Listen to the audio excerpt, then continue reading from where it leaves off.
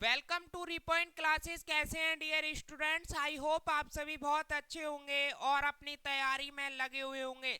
दोस्तों, आज एक ऐसा इम्पोर्टेंट टॉपिक लेकर मैं आपके साथ में हाजिर हूं जिससे आपके एग्जाम में सीधे 6 नंबर के क्वेश्चन पूछे जा रहे हैं। जी हाँ दोस्तों, जैसे कि आप सभी को पता है एसएससी सीएचएसएल का एग्जाम चल रहा है और इसमें इस टॉपिक से आपके हर शिफ्ट में एग्जाम में क्वेश्चन पूछे जा रहे हैं। तो दोस्तों, उसी को देखते हुए मुझे ये टॉपिक कराना पड़ रहा है। इसके इम्पोर्टेंट टॉपिक के क्वेश्चन मैं आपके लिए लेकर आया हूँ। दोस्तों, इसमें मैं आपके लिए बताने वाला हूँ नोबेल पुरस्कार सर्वप्रथम विजेता कौन थे, नोबेल पुरस्कार कब स्टार्ट हुआ, नोबेल पुरस्कार किसने स्टार्ट किया। सारे के सारे जितने भी मोस्ट इंपोर्टेंट क्वेश्चन हैं आज के इस सेशन में हम जानने वाले हैं।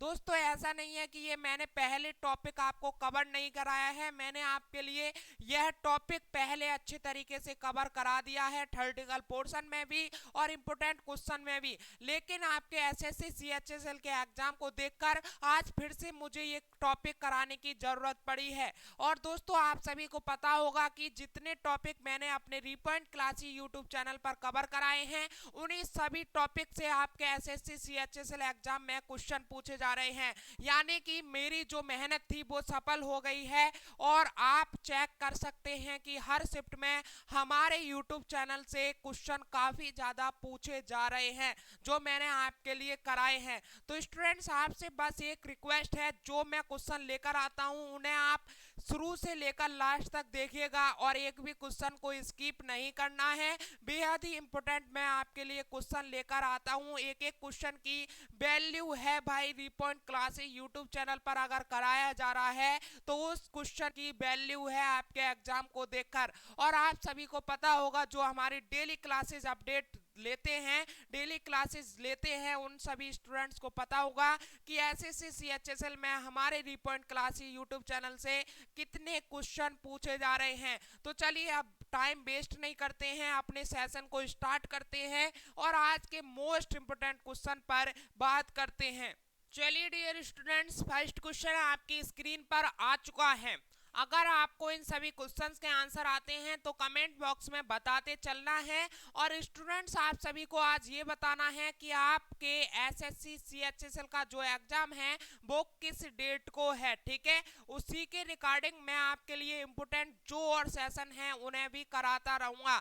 तो चलिए, फर्स्ट क्वेश्चन है, नोबेल पुरस्कार किसकी याद में दिया जाता है। क्या सभी स्टूडेंट्स को पता है कि नोबेल पुरस्कार किसकी याद में दिया जाता है? अगर रिपॉइंट क्लास यूट्यूब चैनल से जुड़े हुए हैं तो आपको पता होगा कि नोबेल पुरस्कार जो है वो अल्फ्रेड नोबेल की याद में दिया जाता है। किसकी याद में? अल्फ्रेड नोबेल की याद में नोबेल पुरस्कार दिया जाता है। चलिए नेक्स्ट क्वेश्चन की बात करते हैं। तो बताइएगा, नोबेल पुरस्कार की शुरुआत किस फाउंडेशन ने किया था? जो नोबेल पुरस्कार है उसकी शुरुआत किस फाउंडेशन ने की थी? तो भैया नोबेल फाउंडेशन ने की थी। किसने? नोबेल पुरस्कार की शुरुआत नोबेल फाउंडेशन ने की थी। चलिए नेक्स्ट क्वेश्चन पढ़ते हैं। आगे हमारा क्वेश्चन है, नोबेल फाउंडेशन का उद्देश्य क्या है? जो हमारा नोबेल फाउंडेशन है जिसके द्वारा नोबेल पुरस्कार की शुरुआत की गई उसका उद्देश्य क्या है? नोबेल फाउंडेशन का उद्देश्य क्या है? तो भैया नोबेल फाउंडेशन का उद्देश्य है नोबेल पुरस्कारों का आर्थिक रूप से संचालन करना। क्या उद्देश्य है? नोबेल पुरस्कारों का आर्थिक रूप से संचालन करना। चलिए क्लियर है क्वेश्चन, आगे बढ़ते हैं। नेक्स्ट क्वेश्चन है हमारा, नोबेल पुरस्कार वितरण करना कब से प्रारंभ किया गया? स्टूडेंट्स, पूरा सेशन देख लीजिएगा।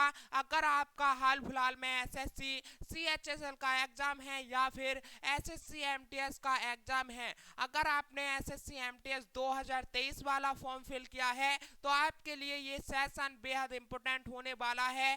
आप सभी के लिए ये सेशन बेहद इंपॉर्टेंट है, आप सभी इस सेशन को देखिएगा, ठीक है। एक एक क्वेश्चन का वैल्यू है, एक एक क्वेश्चन को अच्छे से समझना है। बताइएगा, नोबेल पुरस्कार वितरण करना कब से प्रारंभ किया गया था? तो स्टूडेंट्स, 1901 से नोबेल पुरस्कार वितरण करना प्रारंभ किया गया था। चलिए आगे बढ़ते हैं। तो जो नोबेल पुरस्कार है वो कितने क्षेत्रों में दिया जाता है? नोबेल पुरस्कार कितने क्षेत्रों में दिया जाता है? तो भैया नोबेल पुरस्कार जो है वो 6 क्षेत्रों में दिया जाता है। कितने? 6 क्षेत्रों में दिया जाता है। साहित्य में दिया जाता है, भौतिकी में दिया जाता है, चिकित्सा में दिया जाता है, रसायन विज्ञान में दिया जाता है, शांति में दिया जाता है और अर्थशास्त्र में दिया जाता है। किस किस में? साहित्य में, भौतिकी में, चिकित्सा में, रसायन विज्ञान में, शांति में और अर्थशास्त्र में। किस में? साहित्य में, भौतिकी में, चिकित्सा में, रसायन विज्ञान में, शांति में, अर्थशास्त्र में। ठीक है, इन सभी 6 विषयों पर नोबेल पुरस्कार वितरण किया जाता है। चलिए आगे बढ़ते हैं। नेक्स्ट क्वेश्चन है हमारा, पहले कितने क्षेत्र में नोबेल पुरस्कार दिया जाता था? वर्तमान में जो नोबेल पुरस्कार दिया जाता है वो 6 क्षेत्रों में दिया जाता है और पहले जो नोबेल पुरस्कार दिया जाता था वो कितने क्षेत्रों में दिया जाता था भैया? 5 क्षेत्रों में दिया जाता था। कितने? 5 क्षेत्रों में दिया जाता था। चलिए आगे बढ़ते हैं। नेक्स्ट क्वेश्चन है हमारा, नोबेल पुरस्कार प्राप्त करने वाला प्रथम भारतीय कौन थे? जो नोबेल पुरस्कार प्राप्त किया सर्वप्रथम, वह प्रथम भारतीय कौन थे? तो रविंद्रनाथ टैगोर थे। कौन थे भैया? रविंद्रनाथ टैगोर थे। चलिए अब बात करते हैं, नोबेल पुरस्कार पाने वाली प्रथम भारतीय महिला कौन थी? जिन्होंने नोबेल पुरस्कार प्राप्त किया वो प्रथम भारतीय महिला कौन थी? तो भैया कौन थी? मदर टेरेसा था। कौन थी? मदर टेरेसा थी। कौन थी भैया? मदर टेरेसा थी। भारत की पहली भारतीय महिला थी जिन्होंने नोबेल पुरस्कार प्राप्त किया। चलिए आगे बढ़ते हैं। तो बताइएगा, अर्थशास्त्र के क्षेत्र में पहली बार नोबेल पुरस्कार किसने प्राप्त किया? जल्दी से बताइएगा सभी स्टूडेंट्स, अर्थशास्त्र के क्षेत्र में पहली बार नोबेल पुरस्कार प्राप्त करने वाला प्रथम भारतीय कौन था? तो भैया कौन था? सॉरी, प्रथम भारतीय नहीं पूछा है। अर्थशास्त्र के क्षेत्र में पहली बार नोबेल पुरस्कार कब दिया गया? अभी बात भी कर लेंगे कि प्रथम भारतीय कौन था। ठीक है, अर्थशास्त्र के क्षेत्र में पहली बार नोबेल पुरस्कार कब दिया गया? तो भैया कब दिया गया था? 1969 में दिया गया था। कब? 1969 में दिया गया था। ठीक है, चलिए आगे क्वेश्चन देखते हैं। बताइएगा, अर्थशास्त्र के क्षेत्र में नोबेल पुरस्कार की शुरुआत कब की गई थी? जो हमारा अर्थशास्त्र क्षेत्र है उसमें नोबेल पुरस्कार की शुरुआत किस वर्ष की गई थी? तो किस वर्ष की गई थी भैया?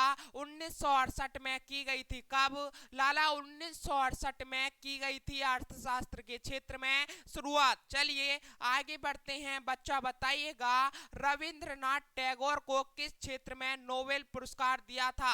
और रविंद्रनाथ कौन थे? रविंद्रनाथ ऐसे प्रथम भारतीय थे जिनको नोबेल पुरस्कार सर्वप्रथम प्राप्त किया गया था।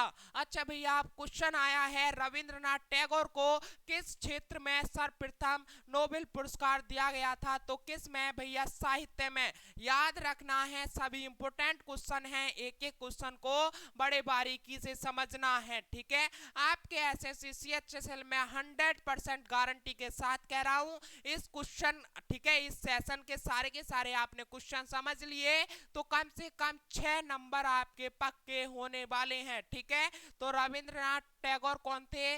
भारत के सर्वप्रथम भारतीय कौन थे? भारतीय थे जिनको नोबेल पुरस्कार प्राप्त किया गया। किस क्षेत्र में प्राप्त किया गया था? साहित्य में। ठीक है, चलिए आगे बात करते हैं। तो बताइएगा, रविंद्रनाथ टैगोर को नोबेल पुरस्कार कब दिया गया? जो रविंद्रनाथ टैगोर थे उन्हें सर्वप्रथम नोबेल पुरस्कार किस सन में दिया गया था? तो भैया 1913 में। कब? 1913 में दिया गया था। और नोबेल पुरस्कार की शुरुआत कब हुई थी? याद रखिएगा साहब, नोबेल पुरस्कार की जो शुरुआत थी वो 1901 में की गई थी। कब? नोबेल पुरस्कार की शुरुआत कब? नोबेल पुरस्कार की शुरुआत कब की गई थी? 1901 में की गई थी। ठीक है, कब की गई थी? 1901 में की गई थी नोबेल पुरस्कार की शुरुआत। चलिए आगे बढ़ते हैं। रविंद्रनाथ टैगोर को किस पुस्तक के लिए नोबेल पुरस्कार दिया गया था? जो रविंद्रनाथ टैगोर थे उन्हें किस पुस्तक के लिए नोबेल पुरस्कार दिया गया था? तो किसके लिए भैया? गीतांजलि पुस्तक के लिए रविंद्रनाथ टैगोर को नोबेल पुरस्कार दिया गया था। चलिए आगे बढ़ते हैं। बताइएगा, डॉक्टर चंद्रशेखर वेंकटरमन को नोबेल पुरस्कार किस क्षेत्र में दिया था? जो डॉक्टर चंद्रशेखर वेंकटरमन थे उनको नोबेल पुरस्कार किस क्षेत्र में दिया गया था? तो भैया भौतिकी, ठीक है, किस में? फिजिक्स के क्षेत्र में दिया गया था। किसके क्षेत्र में? भौतिकी के क्षेत्र में डॉक्टर चंद्रशेखर वेंकटरमन को नोबेल पुरस्कार दिया गया था। आगे बढ़ते हैं लाला, तो बताइएगा डॉक्टर चंद्रशेखर रमन को नोबेल पुरस्कार कब प्रदान किया गया था? किस सन में डॉक्टर चंद्रशेखर रमन को नोबेल पुरस्कार प्रदान किया गया था? तो किस में? 1930 में, ठीक है, किस में प्राप्त किया गया था? 1930 में। चलिए आगे बढ़ते हैं, बताइएगा डॉक्टर हरगोविंद खुराना को किस क्षेत्र में नोबेल पुरस्कार दिया गया?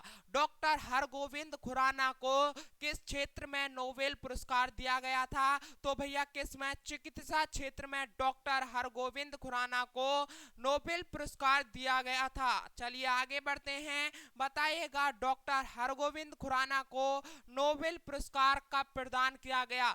जो डॉक्टर हरगोविंद खुराना जी थे उन्हें नोबेल पुरस्कार किस क्षेत्र में दिया गया था? तो चिकित्सा क्षेत्र में दिया गया था। किस सन में दिया गया था? तो 1968 में दिया गया था। कब भैया? 1968 में दिया गया था, ठीक है। चलिए आगे बढ़ते हैं, तो बताइएगा मदर टेरेसा को किस क्षेत्र में नोबेल पुरस्कार दिया गया? भारत की प्रथम महिला थी जिन्हें नोबेल पुरस्कार प्रदान सर्वप्रथम किया गया था मदर टेरेसा को। अब बात आती है कि मदर टेरेसा को नोबेल पुरस्कार जो था वो किस क्षेत्र में दिया गया?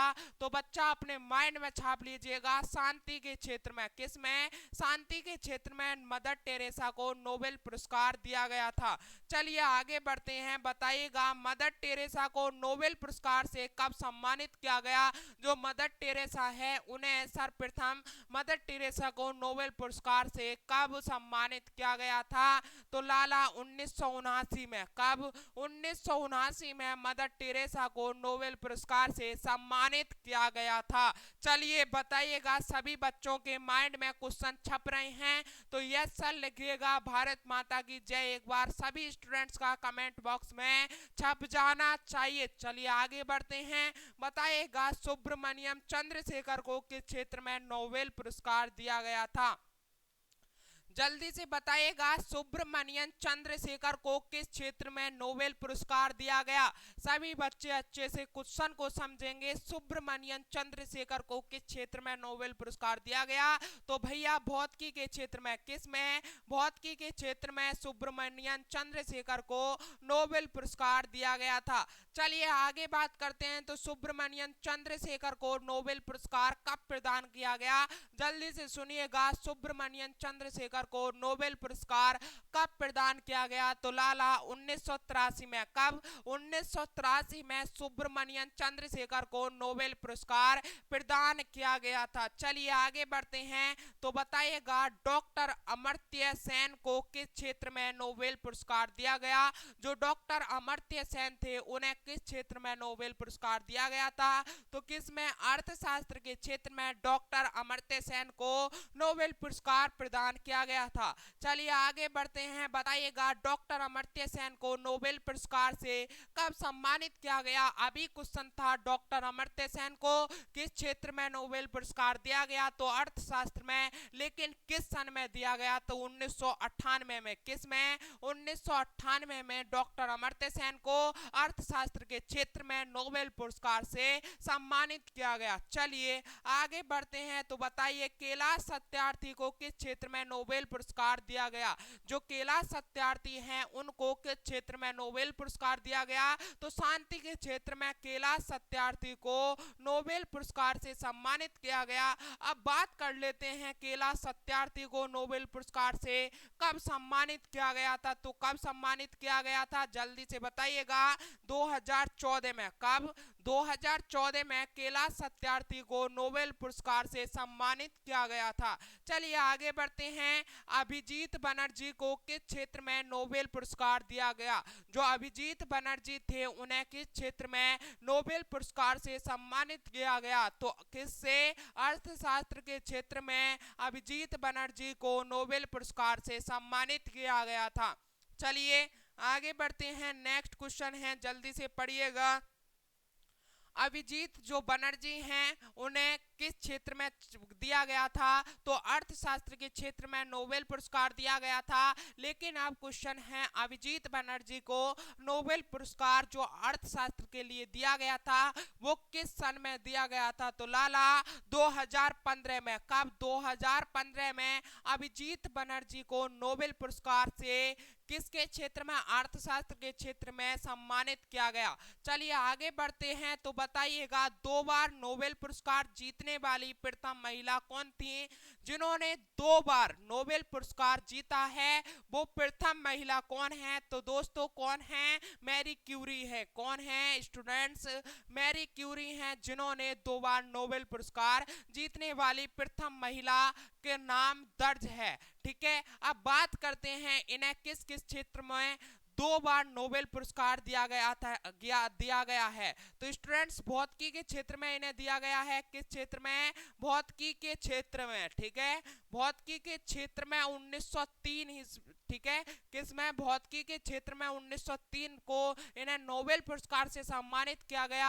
और दूसरा किस क्षेत्र में? रसायन विज्ञान के क्षेत्र में। किस में? रसायन विज्ञान के क्षेत्र में। किस में? रसायन विज्ञान के क्षेत्र में इन्हें कब सम्मानित किया गया? 1913 में। ठीक है, कब? रसायन विज्ञान के क्षेत्र में 1913 में सम्मानित किया गया। और भौतिकी के क्षेत्र में 1903 में को इन्हें सम्मानित किया गया नोबेल पुरस्कार देकर। और ये 2 बार नोबेल पुरस्कार जीतने वाली भारत की प्रथम महिला बन चुकी हैं। कौन? Marie Curie. ठीक है, चलिए आगे बात करते हैं, तो बताइएगा नोबेल पुरस्कार से सम्मानित किए जाने वाले सबसे कम उम्र के व्यक्ति कौन थे?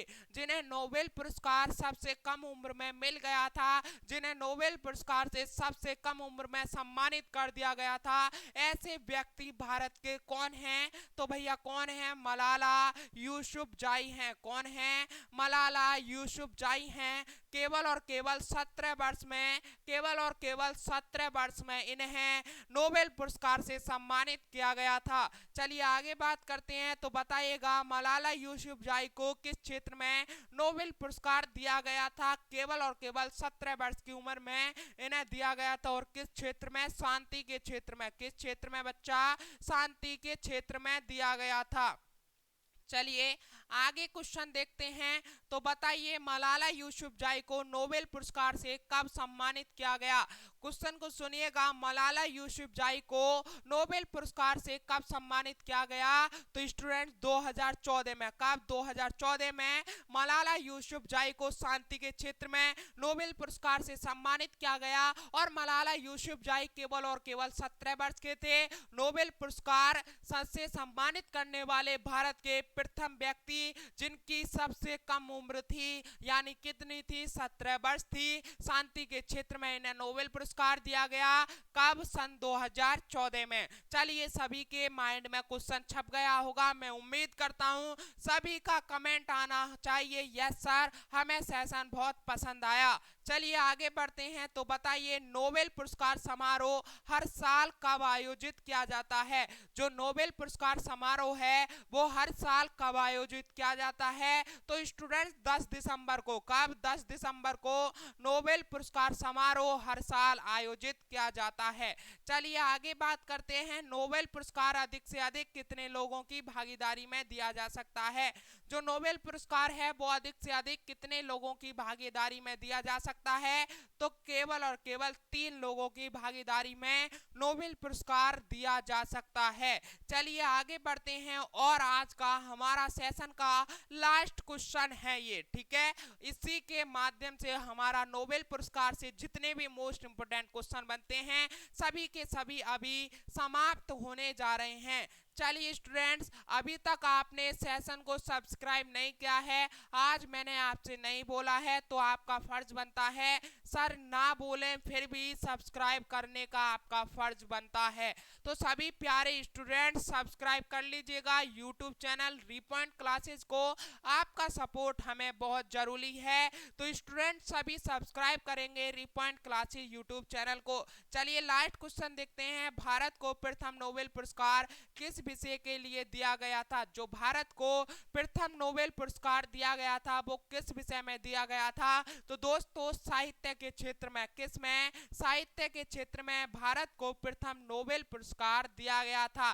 चलिए स्टूडेंट्स, इसी के बीच हमारे नोबेल पुरस्कार के जितने भी इंपॉर्टेंट क्वेश्चन थे मैंने आपके लिए करा दिए हैं। मैं आशा करता हूं आप सभी स्टूडेंट्स को अच्छे से समझ आए होंगे और आपके एग्जाम में अच्छा से अच्छा स्कोर आप कर कर आएंगे।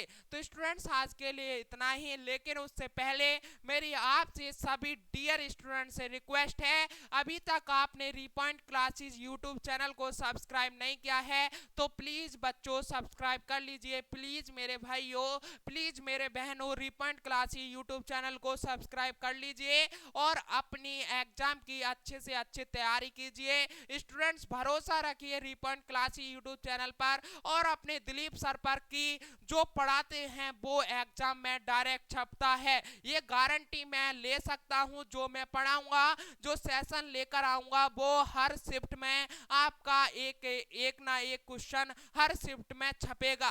तो स्टूडेंट्स बस इतना सा विश्वास रखिए और अपना एग्जाम देकर आइए। उसके बाद में हमसे मिलिएगा कि सर आपने जो पढ़ाया था वो एग्जाम में डायरेक्ट छपा है। तो स्टूडेंट्स आज के लिए इतना ही। आपका फर्ज बनता है सेशन को लाइक करना, सब्सक्राइब करना, कमेंट करना। चलिए आज के लिए बस यहीं विदा लेते हैं। जय हिंद, जय भारत, वंदे मातरम। थैंक यू मेरे प्यारे स्टूडेंट्स।